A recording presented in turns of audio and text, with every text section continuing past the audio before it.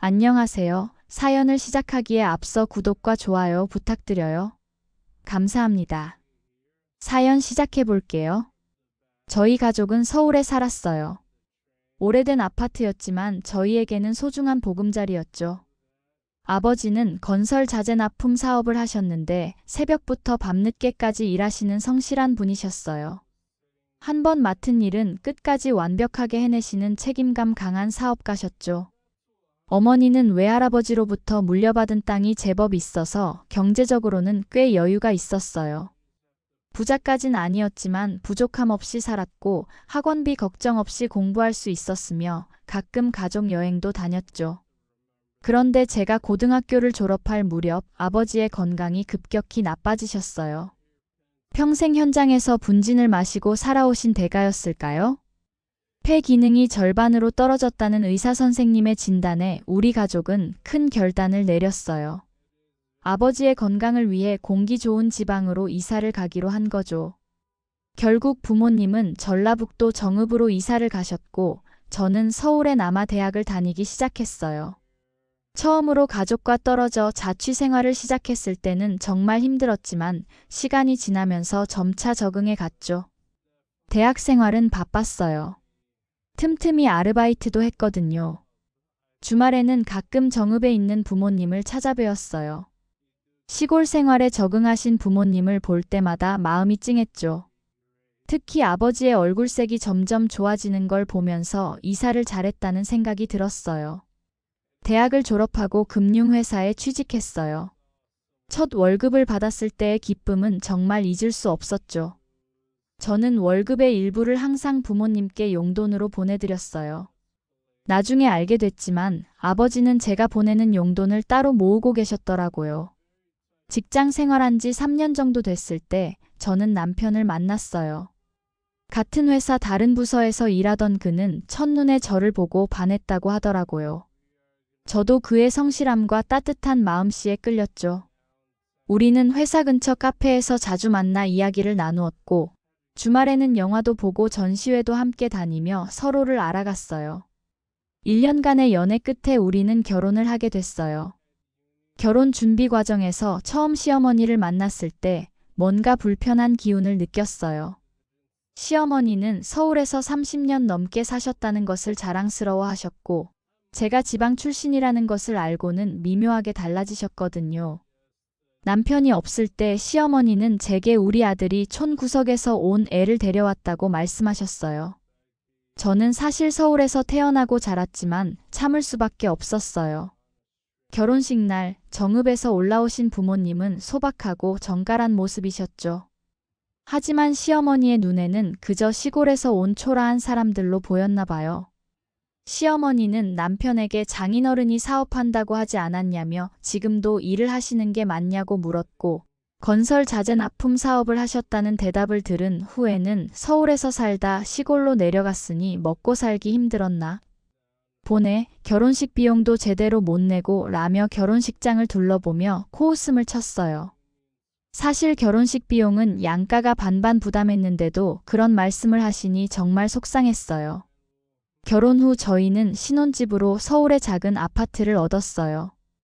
남편과 저는 계속 일을 하며 경력을 쌓았죠. 시어머니는 한 달에 한두 번씩 저희 집에 오셨어요.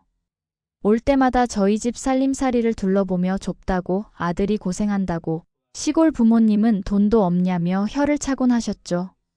그때마다 가슴이 아팠어요. 저희가 열심히 모아서 산 신혼집인데 저희 부모님을 들먹이며 그렇게 무시하니까요.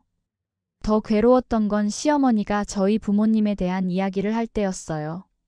너희 부모님은 시골에서 뭐하고 지내냐며 농사 짓냐, 그냥 노냐, 손 놓고 편하게 사냐며 질문하셨죠. 매번 그런 질문을 하실 때마다 저는 아버지께서 평생 일하시며 모아두신 돈으로 편안하게 지내신다고 설명드렸지만 시어머니는 믿지 않으셨어요. 오히려 제가 부모님을 너무 좋게 포장한다며 핀잔을 주셨죠.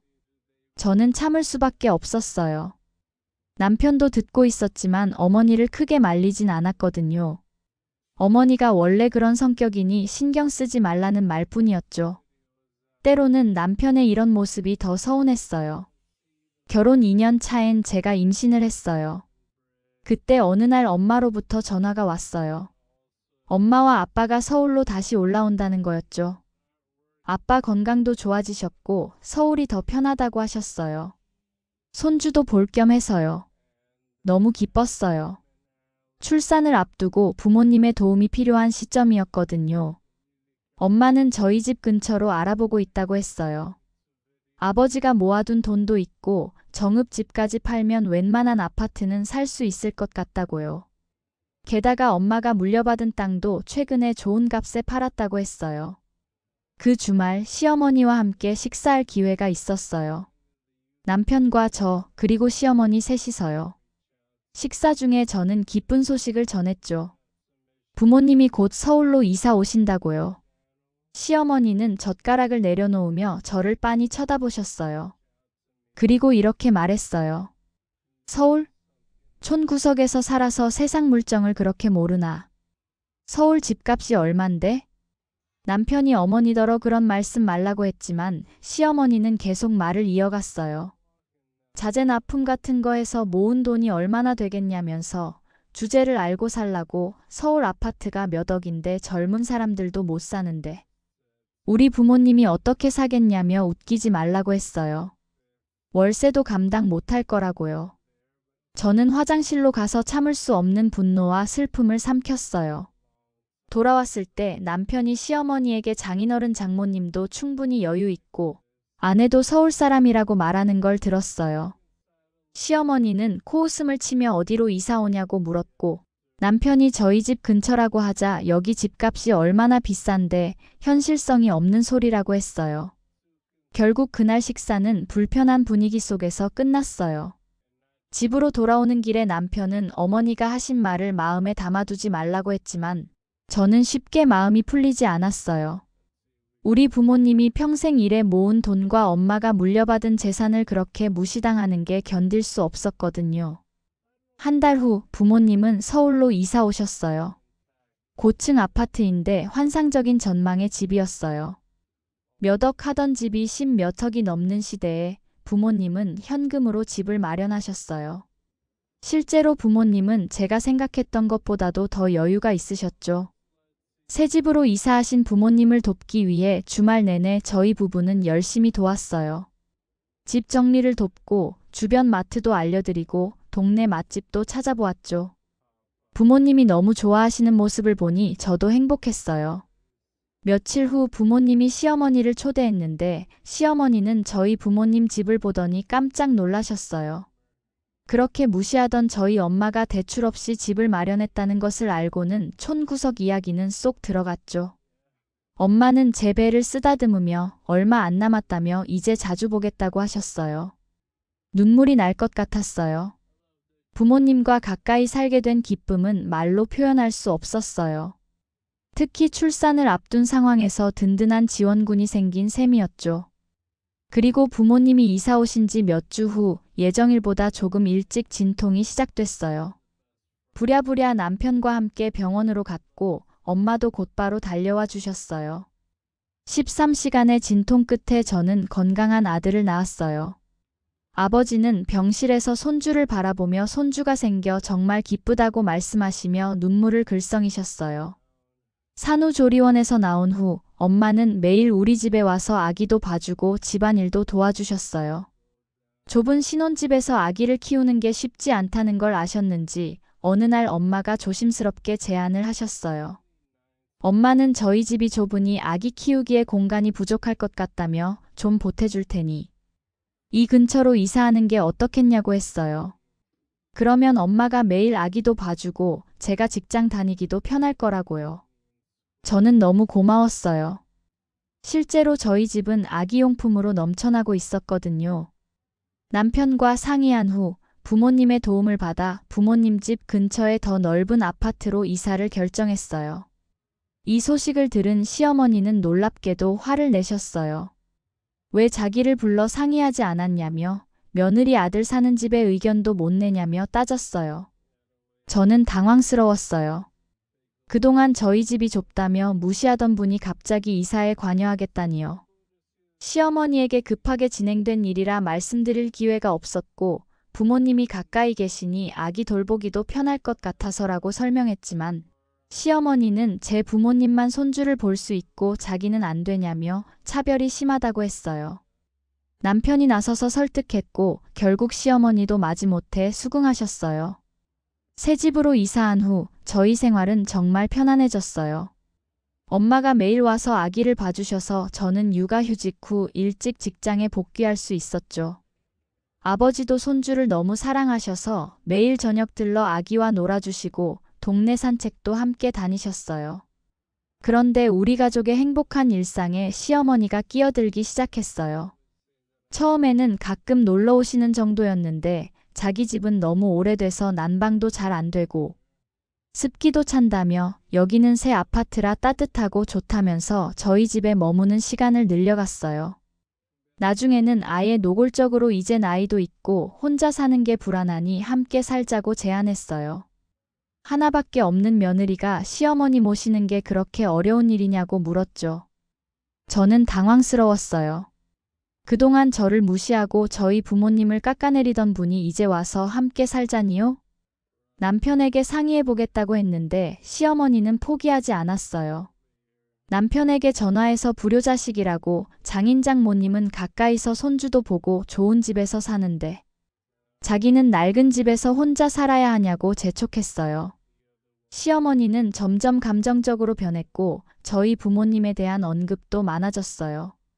특히 부모님이 그런 좋은 집을 어떻게 샀는지 의심스럽다며 어디 뒷돈이라도 받은 게 아니냐는 말까지 했어요. 이런 말들이 계속되자 저는 더 이상 참을 수 없었어요. 시어머니에게 그동안 저희 부모님을 무시했는데 이제 와서 같이 살자고 하니 당황스럽고 부모님 돈까지 의심하니 참기 힘들다고 말했어요. 시어머니는 놀란 표정으로 언제 무시했냐며 시어머니를 모시기 싫은 거냐며 요즘 젊은 것들은 효도란 걸 모르냐며 화를 냈어요. 이때 남편이 처음으로 제 편을 들어줬어요. 어머니더러 그만하라며 제 말이 맞고 어머니가 장인장모님을 많이 무시했고 아내도 상처받았다고 했어요. 함께 사는 건 어렵고 서로 시간을 두고 감정을 추스르는 게 좋겠다고요. 시어머니는 갑자기 얼굴이 새하얘지더니 의자에 털썩 주저앉았어요. 그리고 대성통곡을 시작했어요. 자기가 무슨 잘못을 했냐며 하나뿐인 아들이 자기를 버리는 거냐며 어떻게 이렇게 매정할 수 있냐며 울었어요. 온몸을 떨며 울면서 남편에게 엄마한테 어떻게 이럴 수 있냐며 키우느라 고생했는데 여자 잘못 만나서 엄마까지 버리냐며 손을 뻗었어요. 남편은 난감한 표정으로 서 있었어요. 저는 남편이 안쓰러웠지만 제 편을 들어준 것이 고마웠어요. 남편은 아무도 어머니를 버리지 않고 그냥 조금 거리를 두자는 것뿐이라며 감정적이 되면 모두에게 힘들다고 설득했지만 시어머니는 대성통곡을 했어요. 그 후로도 시어머니는 남편에게 계속 전화를 걸어 자기가 그렇게 싫으냐며 그렇게 나쁜 엄마였냐며 울먹였어요. 남편은 매번 달래느라 진땀을 뺐죠. 저는 남편에게 당신은 어머니를 자주 찾아뵙는 게 좋겠다고 제가 거리를 두는 게 서로에게 좋을 것 같다고 제안했어요. 그렇게 저와 시어머니는 거리를 두게 됐어요. 남편만 시어머니와 연락하고 가끔 아들을 데리고 시어머니 댁을 방문했죠. 처음에는 마음이 불편했지만 시간이 지나면서 오히려 편안해졌어요. 더 이상 무시당하고 상처받는 일이 없었으니까요. 남편도 저를 이해해주고 지지해줘서 고마웠어요. 미안하다며 어머니 때문에 제가 많이 힘들었을 텐데 이제 우리 가족이 행복하게 지내자고 했어요. 물론 시어머니와의 관계가 완전히 단절된 것은 아니에요. 명절에는 저도 형식적으로 인사만 드리고 남편이 아들을 데리고 주로 시어머니를 뵈러 가죠. 시어머니도 이제는 저에 대한 얘기를 꺼내지 않는다고 해요. 부모님은 여전히 저희를 많이 도와주세요. 아들이 자라면서 필요한 것들을 아낌없이 사주시고 맞벌이할 수 있도록 육아도 도와주시죠. 1년이 더 지나 저는 둘째를 가졌어요. 첫 아이와 달리 이번에는 딸이었죠. 시어머니는 손녀 소식을 듣고 병원으로 찾아오셨어요. 그런데 아기를 보시더니 갑자기 울음을 터뜨리셨어요. 이렇게 예쁜 손녀가 태어났는데 자신은 왜 멀리서만 봐야 하냐며요. 남편은 어머니를 달래느라 애썼지만 저는 묘한 감정이 들었어요. 시어머니의 눈물이 진심인지 아닌지 판단하기 어려웠거든요. 그날 이후로도 시어머니는 손녀를 보러 가끔 오셨지만 여전히 저와는 깊은 대화를 나누지 않았어요. 대신 남편에게 자주 전화해서 손녀 소식을 물으시고 가끔 선물을 보내기도 하셨죠. 우리 가족은 이제 나름대로 균형을 찾아가고 있어요. 부모님은 여전히 가까이 살면서 많은 도움을 주시고 시어머니는 남편을 통해 손주들을 만나고 계세요. 가끔 되돌아보면 그때의 충돌이 오히려 모두에게 필요한 시간이었다는 생각이 들어요. 엄마는 가끔 제게 시어머니와는 어떠냐고 아직도 안 만나냐고 물어보세요. 저는 가끔 만나고 큰 싸움은 없지만 서로 거리를 두는 편이 편하다고 말해요. 엄마는 이해한다는 듯 고개를 끄덕이시며 제가 행복하면 된다고 아이들만은 할머니와 만날 수 있게 하면 된다고 말씀하세요. 맞아요. 중요한 건 아이들이 할머니들의 사랑을 모두 받으며 자라는 거니까요. 저는 아이들이 시어머니와 좋은 관계를 유지할 수 있도록 도와주고 있어요. 비록 제가 시어머니와 가깝지 않더라도 아이들에게는 그 관계가 중요하니까요. 인생은 때로 예상치 못한 방향으로 흘러가고 관계도 마찬가지예요. 완벽한 관계는 없지만 최소한 서로를 존중하는 마음은 간직할 수 있죠. 시어머니와 저는 그런 묘한 균형을 찾아가는 중이에요. 남편이 중간에서 힘들겠지만 그래도 이전보다는 훨씬 평화로운 상태를 유지하고 있으니까요. 결국 가족이란 서로 다른 사람들이 모여 하나가 되려고 노력하는 과정인 것 같아요. 완벽하지 않더라도 서로를 위한 최소한의 배려와 존중이 있다면 그것만으로도 충분하지 않을까요? 제 긴 이야기를 끝까지 들어주셔서 감사합니다. 구독과 좋아요, 알림 설정까지 잊지 마세요.